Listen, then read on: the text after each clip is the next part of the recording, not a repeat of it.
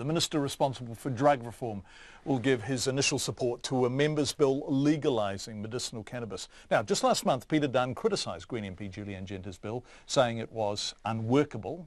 Now, well, here's our political reporter, Mahiran. Peter Dunne is sometimes coy about which way he votes, but today he was put on the spot at a drug symposium when a political panel was asked to put their hands up if they supported the medicinal cannabis bill.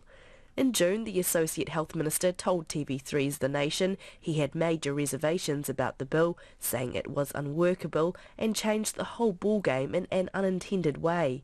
But today Mr Dunne said he'd been talking to Julie-Anne Genter and he will vote in support of the bill at its first reading. There are a lot of things in the bill that would need to be changed before it could proceed further, but I think it's a useful discussion to have and to see where the Select Committee gets to. The members' bill would make it legal for people suffering from a terminal illness or debilitating condition to use cannabis or cannabis products with the support of a GP. It also allows doctors to permit qualifying patients to grow and possess cannabis. At the drug symposium in Parliament, MPs from the ACT, Green, Māori and Labour parties said they would all support the bill. But National MP Chris Bishop says his party hasn't made its mind up yet. It's one of those issues where we do want to have a good discussion about it as a caucus. We may decide to have it as a conscience vote where MPs can vote individually.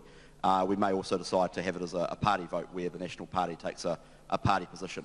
So we haven't had that process-based discussion, and we also haven't had the substantive discussion. The Greens co-leader Matiria Ture wants the legalisation to go further than medicinal cannabis. New Zealanders, adults, should be free to grow their pot, to consume their pot and to share it with their friends.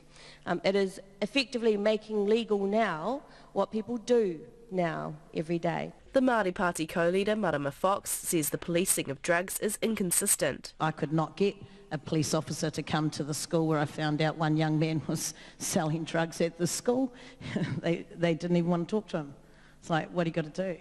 And Marama Fox says this inconsistency often hurts Māori and Pacific communities, as shown by their high representation in prison. The system is inherently racist, and every time you say that, people get very upset with those words, but it is, and we have to address it. And so I don't think the law perpetuates it per se.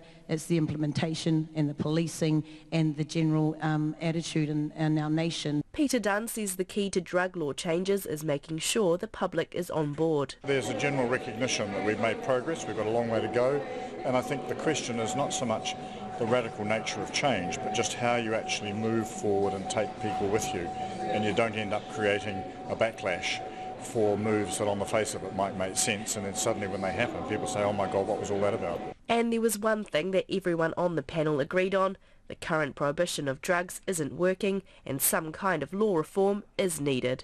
From Parliament for Checkpoint, Mahiran.